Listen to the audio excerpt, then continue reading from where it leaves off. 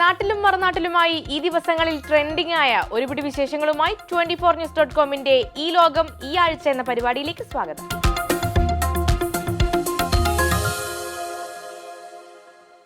Cinema കോൺക്ലേവിന്റെ അവസാന ദിവസം ചലച്ചിത്രകാരൻ അടൂർ ഗോപാലകൃഷ്ണൻ ഒരു പരാമർശം നടത്തുന്നു.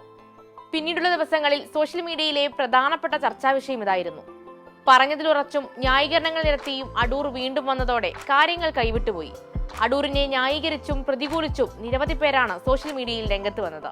വിശദവിവരങ്ങളുമായി ഹരിഷ്മ ചേരും.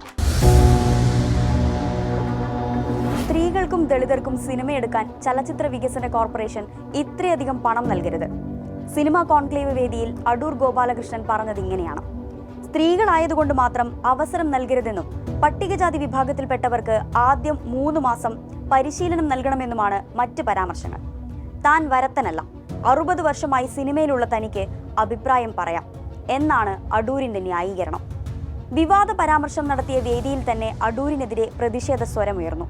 പക്ഷേ ഗായിക പുഷ്പവതിയുടെ ഇടപെടൽ പബ്ലിസിറ്റിക്ക് വേണ്ടിയാണെന്ന് അടൂർ ഗോപാലകൃഷ്ണൻ വില കുറച്ച് കണ്ടപ്പോൾ ഒറ്റയ്ക്ക് എഴുന്നേറ്റ് നിന്നത് ഒരു ജനതയുടെ ആത്മാഭിമാനമാണെന്നായിരുന്നു സോഷ്യൽ മീഡിയയിൽ ചിലരുടെ പ്രതികരണം.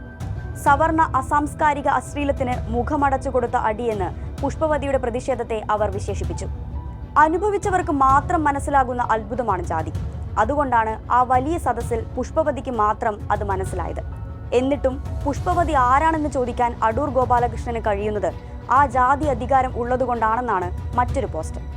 ഏത് സദ്ഗുരുവായാലും മൈക്ക് കയ്യിലെടുക്കുമ്പോൾ പൊളിറ്റിക്കൽ അവയർനെസ് ഉള്ള ഒരു തലമുറ മുന്നിലിരിക്കുന്നുണ്ടെന്ന ഭയവും ജാഗ്രതയും ഉണ്ടാകുന്നത് നല്ലതാണെന്നാണ് എഴുത്തുകാരി എസ് ശാരദക്കുട്ടി FBയിൽ കുറിച്ചത്. SC/ST-കാർക്കും വനിതകൾക്കും സിനിമയെടുക്കാൻ തീവ്ര പരിശീലനം വേണമെന്നൊക്കെ തോന്നുന്നത് പ്രത്യേകതരം കണ്ണാടി വെച്ച് കാണുന്നതിന്റെ പ്രശ്നമാണെന്നാണ് സംവിധായകൻ ഡോക്ടർ ബിജുവിന്റെ പരാമർശം. ശരാശരി 3 കോടിയിൽ കുറഞ്ഞ് സിനിമ ചെയ്യാൻ കഴിയാത്ത കാലത്ത് 1.5 കോടി വെട്ടിക്കുറയ്ക്കണമെന്ന യുക്തി തന്തവൈബായെ കാണാൻ കഴിയൂവെന്നാണ് മറ്റൊരു പ്രതികരണം. അടൂർ ഏത് കാലത്താണ് ജീവിക്കുന്നതെന്നാണ് ചോദ്യം.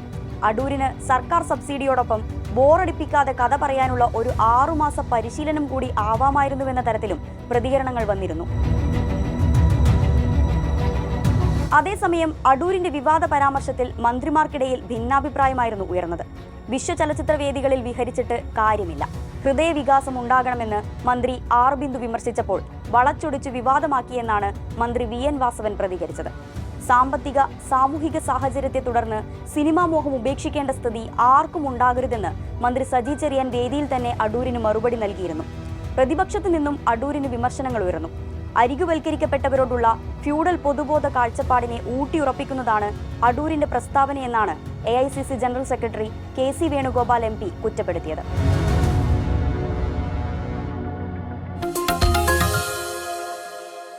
അപ്പോൾ സിനിമാ കോൺക്ലേവിലെ വാദങ്ങളും വിവാദങ്ങളും ഒക്കെ കണ്ടല്ലോ. ഇനി നമ്മൾ നേരെ പോകുന്നത് വത്തിക്കാനിലേക്കാണ്. കഴിഞ്ഞ ദിവസം വത്തിക്കാനിൽ ഒരു അപൂർവമായ യോഗം നടന്നിരുന്നു. അത് അപൂർവമാകാൻ കാരണം സോഷ്യൽ മീഡിയയിൽ വൈറലായ 1000-ഓളം പേരാണ് അതിൽ പങ്കെടുത്തത് എന്നുള്ളതാണ്. ആരാണ്, എന്താണ്, കാരണം എന്താണ് എന്നൊക്കെ ശ്രുതി പറയും. ശരീരത്തിൽ പച്ച കുത്തിയതിന്റെ പേരിൽ ന്യൂജൻ പിള്ളേരെ മാറ്റി നിർത്തുന്ന ചിലരെയെങ്കിലും നമ്മുടെ പള്ളിയുടെ വകയിൽ കാണാറില്ലേ? പക്ഷെ പുതിയ തലമുറയെ ക്രിസ്തു മതത്തിലേക്ക് ആകർഷിക്കണമെങ്കിൽ അവരുടെ രീതികളും മാറ്റങ്ങളും ഉൾക്കൊള്ളണമെന്ന നിലപാട് സ്വീകരിക്കുകയാണ് വത്തിക്കാൻ. പുതുതലമുറയിൽ കുറഞ്ഞു വരുന്ന ആത്മീയതയ്ക്ക് ഇതൊരു പരിഹാരമാകുമെന്നും ജൻസികളിലേക്ക് ക്രിസ്തുവിനെ കൊടുക്കാൻ പരമ്പരാഗത രീതിയിൽ നിന്ന് മാറുന്നത് നല്ലതായിരിക്കുമെന്നുമാണ് വിലയിരുത്തൽ. ഇതിന്റെ ഭാഗമായി സോഷ്യൽ മീഡിയ ഫോളോവേഴ്സ് ഉള്ള അച്ഛന്മാരെയും കന്യാസ്ത്രീകളെയും വത്തിക്കാനിൽ നടക്കുന്ന ഒരു യോഗത്തിലേക്ക് ക്ഷണിച്ചിരുന്നു. ഏതാണ്ട് 1000-ഓളം പേർക്കാണ് ഈ ക്ഷണം ലഭിച്ചത്. 2 കൈയിലും പച്ചകുത്തിയ ബോഡി ബിൽഡറായുള്ള ഇറ്റലിയിലെ ഫാദർ ഗുസെപ്പെ ഫുസാരിയ ഇവരിൽ പ്രധാനിയാണ്. 60,000-ത്തിലധികം ഫോളോവേഴ്സാണ് ഫാദർ ഫുസാരിയയ്ക്ക് ഇൻസ്റ്റഗ്രാമിലുള്ളത്. ആളുകളെ സഭയുമായി അടുപ്പിക്കുന്നതിൽ സോഷ്യൽ മീഡിയയ്ക്ക് വലിയ പങ്കുണ്ടെന്ന് വിശ്വസിക്കുന്നവരിൽ ഒരാൾ കൂടിയാണ് ഇദ്ദേഹം. 58-കാരനായ ഫാദർ ആത്മീയ ചിന്തകൾക്കൊപ്പം തന്നെ തന്റെ ടാറ്റുവിനെയും പ്രൊജക്ട് ചെയ്യുന്ന ചിത്രങ്ങൾ ഇൻസ്റ്റയിൽ പങ്കുവെക്കാറുണ്ട്. ആഗോള സമൂഹത്തിൽ സോഷ്യൽ മീഡിയയ്ക്കുള്ള സ്വാധീനം വലുതാണെന്ന് അന്തരിച്ച ഫ്രാൻസിസ് മാർപ്പാപ്പയും പറഞ്ഞിരുന്നു. കത്തോലിക്ക സഭയുടെ കണക്കുകൾ സൂചിപ്പിക്കുന്നത് ലോകത്താകമാനം ജൻസികളിൽ 34% പേരും പള്ളിയുമായി ഒരു ബന്ധവും പുലർത്തുന്നില്ല എന്നാണ്. അതേസമയം ചിലയിടത്ത്, പ്രത്യേകിച്ച് ഇംഗ്ലണ്ടിൽ, യുവാക്കൾ കത്തോലിക്ക പള്ളികളിലേക്ക് അടുക്കുന്നുണ്ടെങ്കിലും വലിയൊരു ഭാഗം ഞായറാഴ്ച കുർബാനയ്ക്കും സൺഡേ സ്കൂളിലും പോകാത്തവരാണ്. ഈ പ്രതിസന്ധി മറികടക്കാൻ ഫ്രാൻസിസ് മാർപ്പാപ്പയുടെ നിലപാട് അദ്ദേഹത്തിന്റെ പിൻഗാമിയായ ലിയോ 14 മാർപ്പാപ്പയും ശരിവെക്കുന്നതിന്റെ ഉദാഹരണമാണ് കത്തോലിക്ക സഭ മാറ്റങ്ങളോട് കാട്ടുന്ന ഈ തുറന്ന മനോഭാവത്തിന്റെ പിന്നിലും. തോൽവി മുന്നിൽ കണ്ടെടുത്ത് നിന്ന് വിജയിച്ചു കയറുക എന്നൊക്കെ പറഞ്ഞു കേട്ടിട്ടില്ലേ? അതാണ് ഇന്ത്യ ഇംഗ്ലണ്ട് 5ാം ടെസ്റ്റ് മത്സരത്തിൽ കണ്ടത്. അതിൽ നിർണായകമായത് ഇൻസൾട്ടുകളെ വിജയമാക്കി മാറ്റിയ സിറാജിന്റെ പോരാട്ടവും. സിറാജിന്റെ പോരാട്ടത്തിന്റെ കഥ മെറിൻ കേബിച്ച് പറയും. ഇന്ത്യ ഇംഗ്ലണ്ട് ഓവൽ ടെസ്റ്റ് 5ാം ദിനം. പരമ്പര സ്വന്തമാക്കാൻ ഇംഗ്ലണ്ടിന് വേണ്ടിയിരുന്നത് 35 റൺസ്, ഇന്ത്യക്ക് 4 വിക്കറ്റ്. ഇംഗ്ലണ്ടിനെ സംബന്ധിച്ചിടത്തോളം റൺസ് നേടുക ബുദ്ധിമുട്ടല്ല, എളുപ്പം അത് നേടിയെടുക്കാമെന്ന് അവരും വിശ്വസിച്ചു കാണണം. എന്നാൽ തോൽവി ഒഴിവാക്കാൻ ഇന്ത്യക്ക് ആ 4 വിക്കറ്റ് വീഴ്ത്തിയേ മതിയാകൂ. പ്രതിസന്ധി ഘട്ടങ്ങളിലാണല്ലോ ഓരോ നായകനും ഉടലെടുക്കുന്നത്. ഇവിടെ ഇന്ത്യയുടെ നായകനായി അയാൾ എത്തി. അതെ, DSP മുഹമ്മദ് സിറാജ്. അതും ചെണ്ട എന്ന് വിളിച്ചു കളിയാക്കിയവർക്ക് മുന്നിലേക്ക്. എളുപ്പമായിരുന്നില്ല ആ കളിയാക്കലിൽ നിന്ന് DSP സിറാജിലേക്കുള്ള യാത്ര. അന്ന് 3ാം ടെസ്റ്റ് മത്സരം വിജയത്തിന്റെ പടിവാതിൽക്കൽ വീണ് ചങ്ക് തകർന്നിരുന്ന അയാൾ, അതേയാൾ തന്നെ അവസാന ടെസ്റ്റ് മത്സരത്തിലെ അവസാന വിക്കറ്റും വീഴ്ത്തി ഇന്ത്യക്ക് ജയം പിടിച്ചു വാങ്ങി നൽകി. അല്ലെങ്കിലും ഈഗോ ഹേർട്ടായാൽ ഒരു സ്വീറ്റ് റിവെഞ്ച് അത് നിർബന്ധ. ഇന്ത്യ ഇംഗ്ലണ്ട് ടെസ്റ്റ് സീരീസിൽ വിശ്രമം പോലുമില്ലാതെ എല്ലാ മത്സരങ്ങൾക്കും അയാൾ ഇറങ്ങി.